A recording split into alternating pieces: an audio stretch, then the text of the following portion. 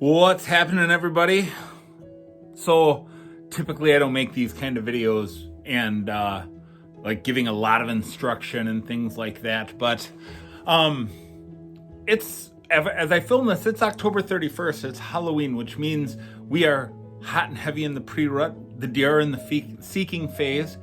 And I've been on a couple of bow hunting groups on social media, and people are talking about how they're not really seeing bucks and things like that. So, and I've kind of lamented that, especially with my trail cameras. This year, I have very few bucks on trail camera that are shooter quality bucks. So what I want to talk about today is 5 reasons you are not seeing more bucks when you're out deer hunting. And one of the keys, I worked with Randy from Strategic Habitat. His YouTube channel is See More Bucks. Please go check him out. But when we were evaluating my property together, he said to me that the key to deer hunting success is to hunt in such a way that the deer do not know that they're being hunted. Whitetail are a prey animal, and they are very cautious. They have fast twitch muscles. They can duck arrows and things of that nature. So we have to put together these 5 strategies to help you to see more bucks. Sorry, Randy, to steal your line, but these are not in any particular order, but there is definitely a number 1. If you implement these things, you will see more bucks when you're out sitting, and whether it's bow hunting or rifle hunting. So let's start with number 1. Number 1 is you don't understand deer. You don't understand deer behavior, and you don't understand deer habitat, and this may be just because you're a new hunter. So take advantage of things like YouTube, and honestly, there's a ton of YouTube deer hunting channels, all of various quality and different personalities. What's so great about it is that you can find somebody that you like. But understanding the difference between how does use the land and bucks move the land. Just because you see does does not guarantee that you're going to see mature bucks, even during the rut. So understanding how deer relate to the habitat that they live on, how they relate to water, how they relate to food plots and their food sources, woody browse and things of that nature. That understanding that deer eat 5 times a day, right?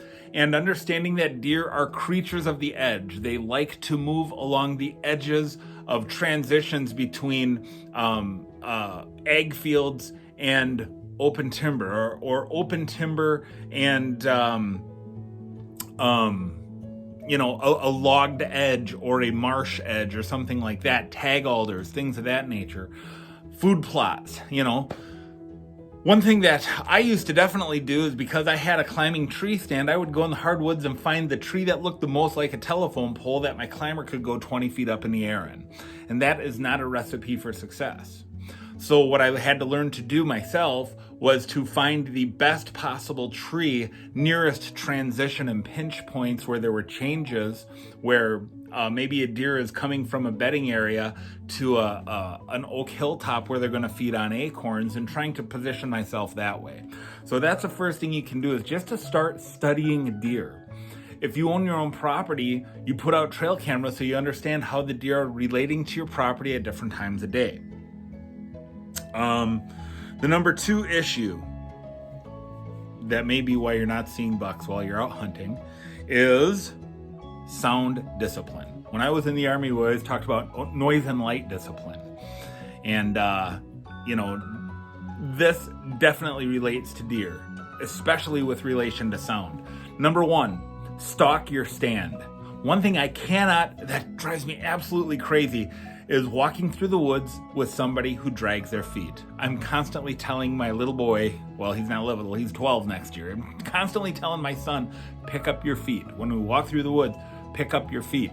Don't step on twigs and snap twigs if you can help it, because guess what? There are 2 things in the woods that are heavy enough to snap a twig: deer and deer hunters. Coyotes ain't snapping twigs, okay?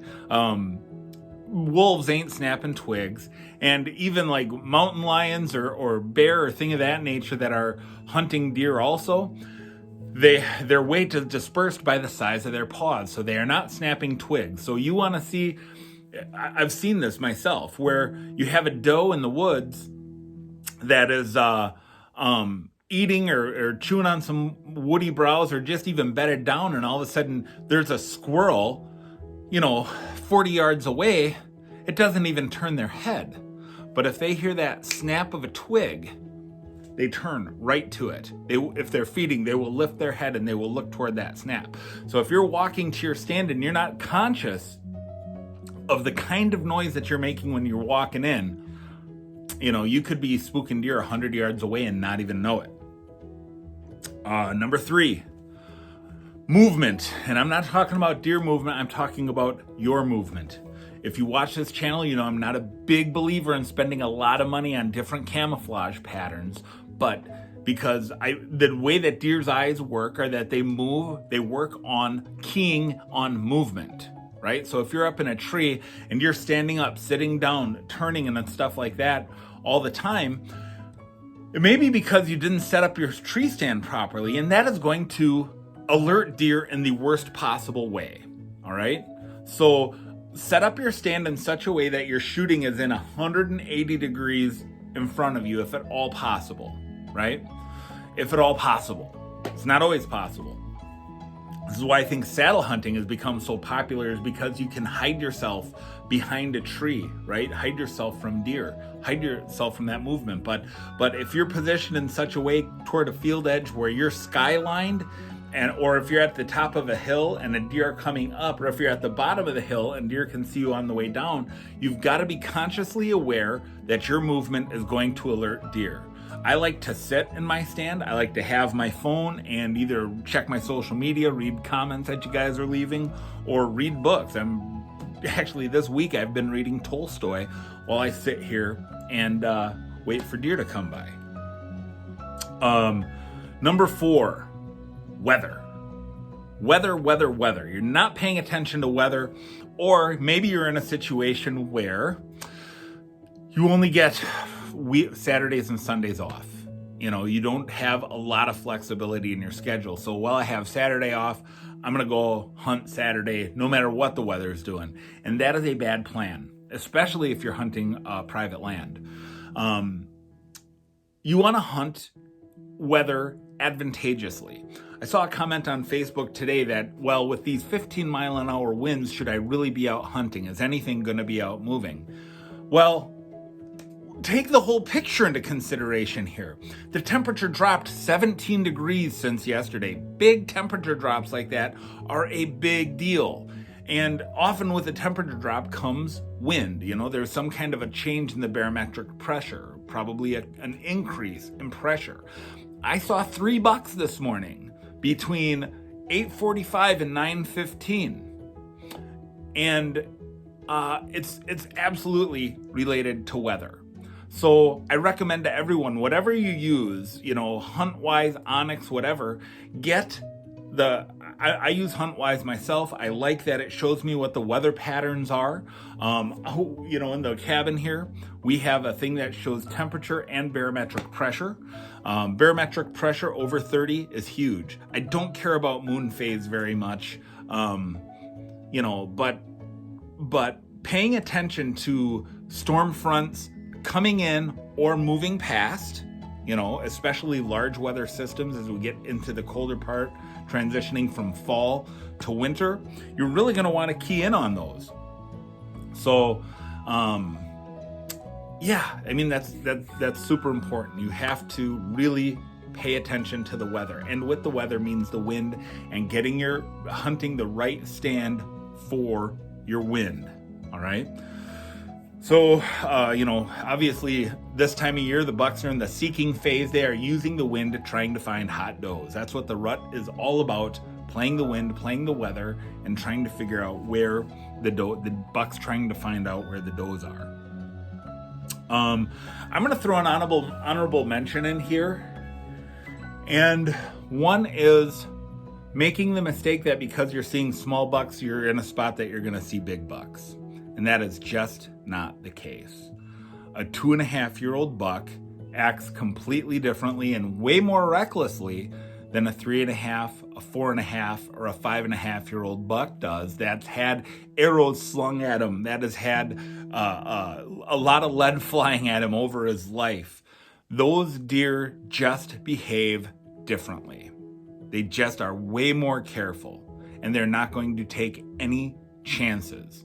So don't make the mistake of thinking because you saw spike bucks or you saw respectable 2.5-year-old 120, 130 inch bucks that you're going to see that 160 inch bruiser come through any minute. And this final one, if I had to rank one at the top of the list, this is it. And it is that you do not take your scent control seriously. Maybe you use a product, I think I left it outside. Maybe you use a scent killing spray on your boots and things like that. But the bottom line is, like, here's the deal. Neoprene boots with rubber should not be inside your cabin. These aren't my boots, by the way. Using scent killer spray is insufficient for that neoprene, okay? Everything that I have, my scent lock, and I'm a huge believer in scent lock, this is in a vacuum bag, okay? It's in one of those vacuum bags, and it doesn't come out of there if it's in the cabin. And guess what? When I get dressed outside. All of my stuff right now, all of my scent lock is hanging outside. I don't cook my breakfast in my scent lock suit. I don't want the smell of bacon permeating, okay? The only article of clothing I don't have that scent lock is this hat. So take your scent so seriously. You can fool a deer's eyes, but you will never fool his nose. You can even fool a deer's ears, but you will never fool a mature buck's nose. If they have any inkling of danger, they're gone. They're gone. You know, and that is part of hunting deer, so they don't know that they're being hunted. All of those things are going to help you increase your opportunities at mature whitetail bucks. And if you like this video, I would appreciate a like. Smash that like button. Put an arrow right through it. Think of the like button like the bullseye, like that's a 10. And hit it. And subscribe if you haven't already, share, and I'll see you on the next one.